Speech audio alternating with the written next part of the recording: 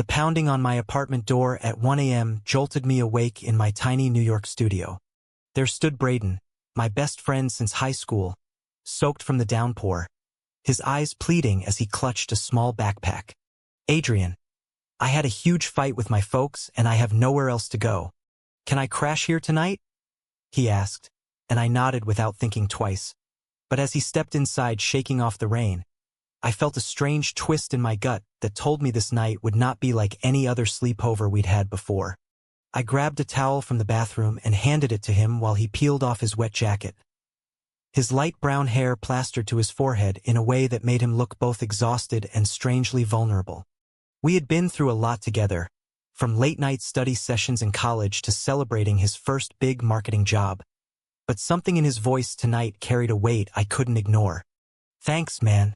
I didn't know who else to call," he said, sinking onto the couch that doubled as my guest bed. "I made us some coffee, the kind we used to drink back in our dorm days, strong and black, and we sat there talking as the rain hammered the windows overlooking the Brooklyn skyline." Braden opened up about the argument with his parents, how they kept pushing him toward the family business instead of letting him chase his own path in advertising, and how it all made him feel trapped. I listened, nodding at the right moments, but my mind kept drifting to the secret I'd carried for years, the one that made every casual touch or late-night talk feel loaded with meaning I could never voice. He was straight, or at least that's what I'd always told myself, the guy with the easy smile and the string of girlfriends who never lasted. Me? I was Adrian, 28, working as a freelance illustrator in a city that never slept, and gay in a way I'd hidden from everyone, especially him. As the clock ticked past 3, Braden stretched out on the couch and I retreated to my bed across the room, but sleep wouldn't come. I lay there staring at the ceiling, replaying the way his eyes had locked on mine when he thanked me again, and wondering if this one night would finally crack the walls I'd built so carefully around my heart. The next morning the sun broke through the clouds, casting a warm glow over the apartment, and Braden woke up with a groan, rubbing his neck from the lumpy cushions. "Dude, your couch is torture," he joked, but there was a softness in his laugh that hadn't been there last night. We made breakfast together, eggs and toast in my tiny kitchen, and the conversation picked up where it left off. He talked about feeling lost, about wanting more from life than what his family expected, and I found myself sharing bits of my own struggles with my conservative parents back in New Jersey who still asked when I'd bring home a nice girl. It was the closest we'd come to real honesty in years, and as we cleaned up the dishes, his hand brushed mine, sending a jolt through me that I quickly buried under a forced smile. "Stay as long as you need," I said, and he nodded gratefully, but inside I was already questioning everything. By afternoon we decided to take a walk through Central Park to clear our heads, the city buzzing around us with joggers and street vendors, and Braden opened up even more about a recent breakup that had left him doubting his choices.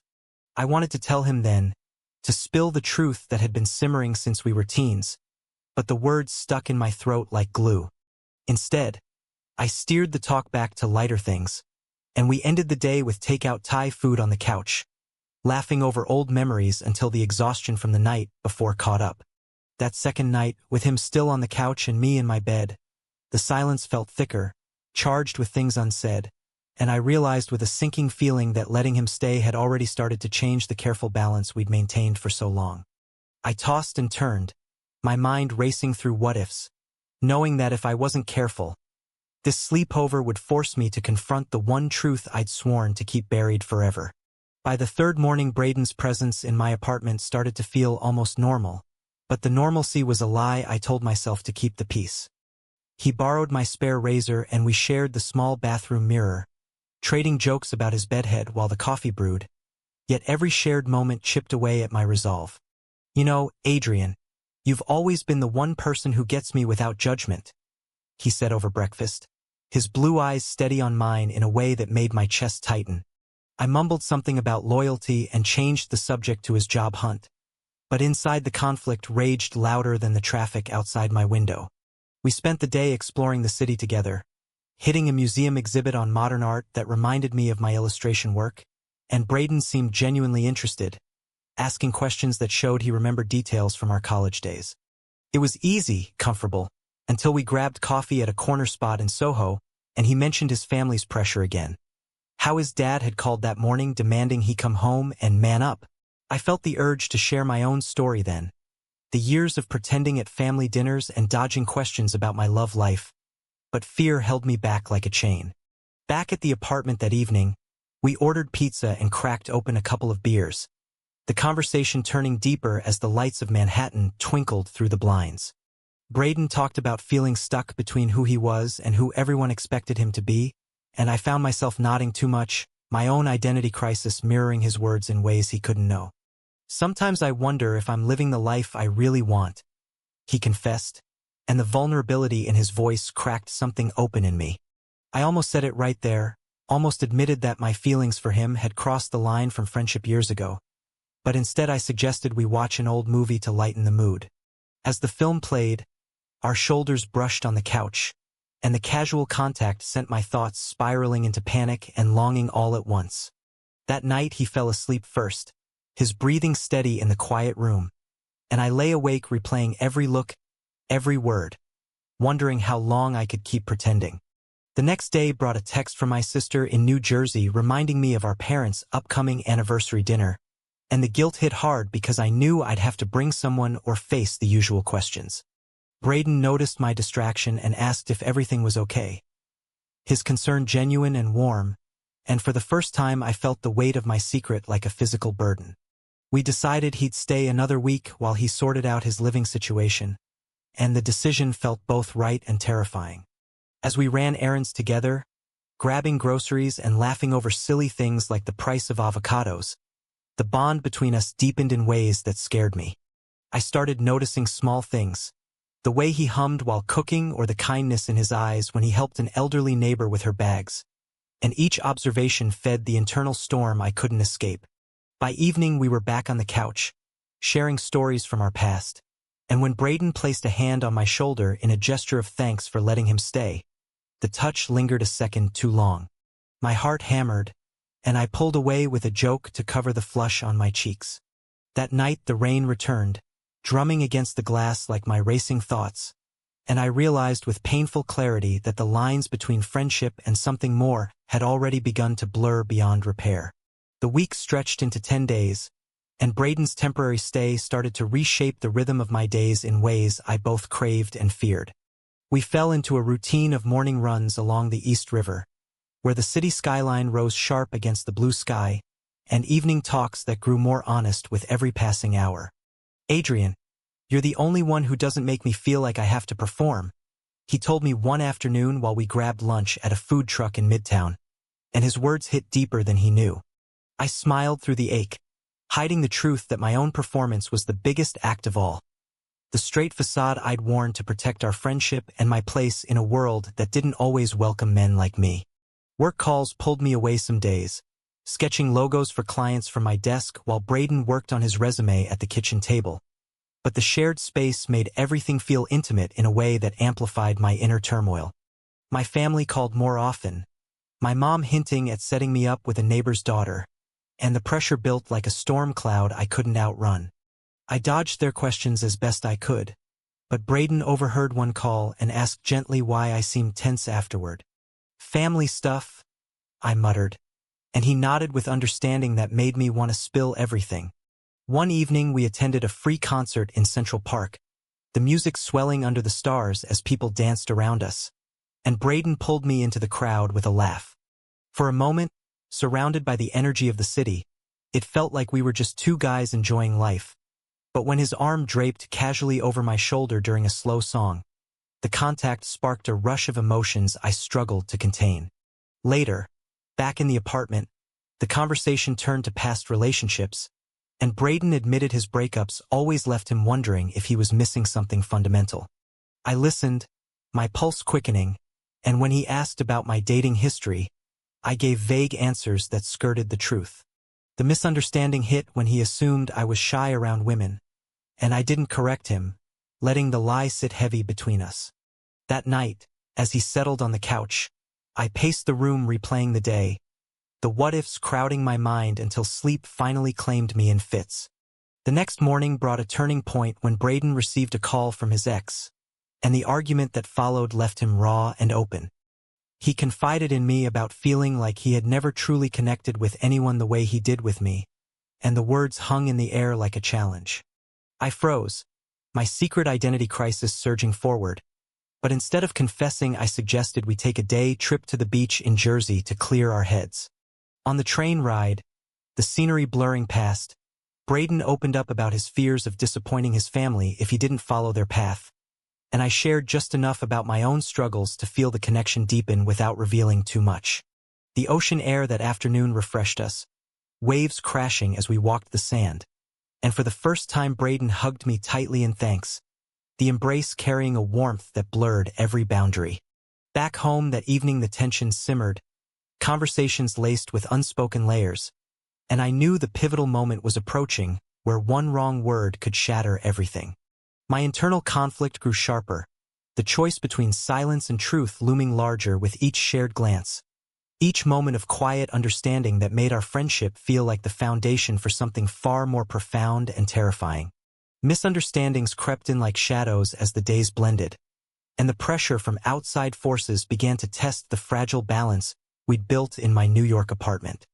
Braden's family visited the city unexpectedly, insisting on dinner at a restaurant in Times Square, and I tagged along as the supportive friend. But the evening turned tense when his dad grilled him about his future and glanced at me with unspoken questions. I felt exposed, my hidden identity suddenly under a microscope, and Braden defended our living arrangement with a protectiveness that both warmed and worried me. "Adrian's like a brother," he said, but the word brother rang hollow in my ears as we rode the subway home in silence. The next day, a close friend from his old circle dropped by, and the conversation shifted to old stories that highlighted Braden's past relationships with women, leaving me to wrestle with jealousy I had no right to feel. When the friend left, Braden noticed my quiet mood and pressed for details, leading to our first real argument about keeping secrets. "If something's bothering you, just say it," he challenged, and the irony burned because my entire life around him was built on omission. I backed down, claiming work stress, but the rift lingered, forcing me to confront how my choices were affecting him too.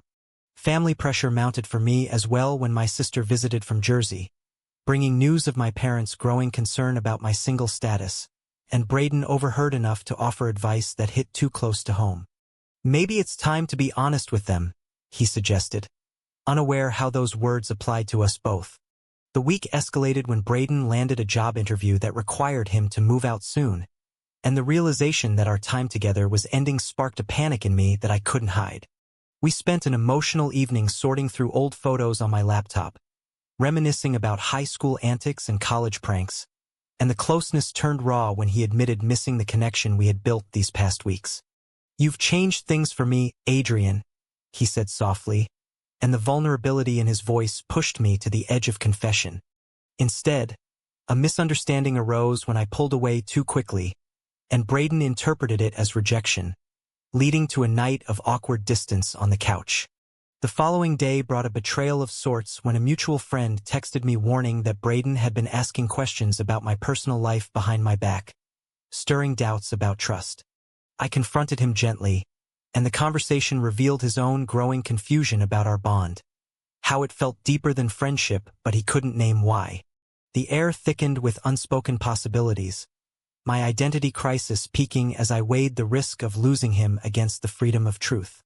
External forces intruded further when my parents called demanding a visit, and Braden offered to come along for support, the gesture both kind and complicating.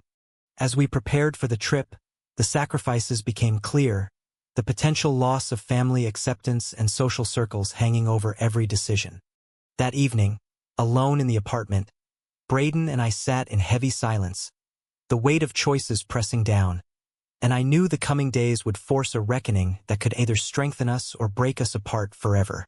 The train to New Jersey carried us toward my parents' house, the landscape shifting from city concrete to suburban green, but the real journey unfolded inside me as doubts and hopes collided.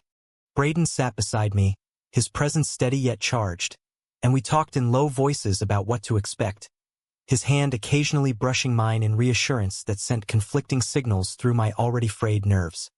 At the family dinner table, my parents welcomed him warmly, but their questions about my life probed deeper than usual, hinting at concerns over my lack of a partner and my artistic lifestyle in the big city. Braden jumped in to defend me, sharing stories of our friendship that painted me as reliable and kind. But the praise only heightened my internal storm because it came from the man I loved in secret. The evening stretched with awkward silences and pointed glances, and later in the guest room we shared, the tension peaked when Braden asked why I hadn't come out to them about anything personal. His words, innocent on the surface, struck like a blow, and in that moment the dam nearly broke as I grappled with the pivotal choice to reveal my truth or retreat further. A misunderstanding escalated the next morning when my sister pulled Braden aside, assuming he was my roommate in a way that implied more, and he returned confused, pressing me for clarity in a way that left me defensive and hurt. The drive back to New York was quiet at first, the highway humming beneath us, until Braden broke the silence with an admission that shook me. Being around your family made me realize how much I rely on you, Adrian, more than I thought possible. His confession carried layers I dared not unpack fully, and the conversation turned to sacrifices, how facing our realities might cost us the comfort of denial. Back in the apartment, the conflict intensified when a work colleague of Braden's called, revealing through gossip that rumors had started about us in their circle, adding societal judgment to the mix. We argued then, not in anger but in raw frustration over the blurred lines and the fear of losing what we had built. "I don't want to ruin this," I said, my voice cracking, and Braden's response hinted at his own awakening. The way our bond had forced him to question long-held assumptions. The night brought a breakthrough of sorts when we stayed up talking until dawn, sharing vulnerabilities about identity and belonging, and for the first time I felt the possibility of mutual understanding without full exposure. Yet the external pressures mounted with a call from my parents expressing disappointment in my choices, and Braden witnessed my pain, offering comfort that crossed into deeper territory with a long embrace that left us both breathless and silent. The climax approached as Braden's job offer came through, requiring a move across town, and the decision to part ways loomed like a final test.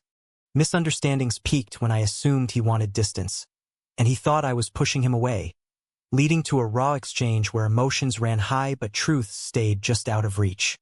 In the quiet aftermath, alone with my thoughts, I recognized the growth in both of us. The way this journey had reshaped our views on love, friendship, and courage, but the ultimate choice still hung unresolved, the consequences of honesty threatening to upend everything we held dear. The final days in my New York apartment blurred into a whirlwind of decisions and quiet revelations as Braden prepared to move into his new place across the city. We packed his things together, the simple act carrying a bittersweet weight that neither of us could ignore, and conversations flowed with the honesty we'd earned through weeks of shared space. "Adrian, this time with you has made me see life differently," he said one afternoon while folding shirts, his eyes meeting mine with a depth that spoke volumes. I nodded, my own growth evident in the way I no longer flinched from the feelings I'd hidden so long, and we talked openly about the pressures from family and society that had shaped us both. A pivotal moment came when Braden received a call from his parents apologizing for their earlier harshness, and the conversation inspired me to finally reach out to mine with a careful message about needing space to figure things out. The response was mixed, bringing tears and understanding in equal measure, and Braden sat with me through it all, his support unwavering. Misunderstandings from before resolved as we cleared the air about assumptions and fears, the betrayal of unspoken doubts giving way to mutual respect. As the last box was taped shut, we stepped onto the rooftop for fresh air, the city lights sparkling below like stars brought down to earth, and in that wide-open space the truth finally emerged in fragments. "I've been carrying something for years," I began, and Braden listened without interruption, his reaction a mix of surprise and quiet acceptance that opened the door to deeper connection. The growth in both of us shone through as we acknowledged the journey from best friends to something richer, the sacrifices of facing prejudice and the joy of authentic living. Braden shared his own awakening, how the time together had helped him embrace feelings he hadn't named before, and together we committed to navigating the future with courage. The move happened on a sunny morning, but our bond remained unbroken, strengthened by the choices we'd made and the emotional awakening that had transformed us. In the weeks that followed, we met for coffee in familiar spots, building a new normal that honored our past while embracing the possibilities ahead. And the internal conflicts that once raged now settled into a steady resolve. Family ties mended slowly, societal stares became background noise, and our story proved that growth often comes from the hardest confrontations. Yet as I stood alone in my apartment one evening, reflecting on how far we'd come, the full picture crystallized into one undeniable reality. True or false? Revealing your true feelings to your best friend is always the right choice, even when it risks changing everything you thought you knew about love and identity.